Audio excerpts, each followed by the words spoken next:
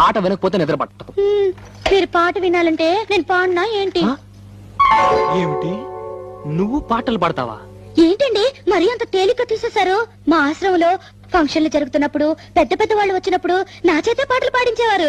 పాటలు పాడుతున్నప్పుడు ఒకటే చప్పట్లు కొట్టే కొద్దీ నేను పాడేదాన్ని. మరి ఇన్ని రోజులు నాకు ఎందుకు చెప్పలేదు డార్లింగ్? ఏదో ఒకటి వదులు. తలుపులు ముయ్యండి. ఎవరిని వింటారనా? కాదండి, నా పాట మీరు తప్ప మీరు ఎవ్వరూ వినకూడదు. నా పాట మీకే అంకితం. ఓ, ఏం కొట్టేవి నచ్చలక. వస్తానుండు, నీ పాట నాకే అంకితం. ఓకే, ఏది పాడు.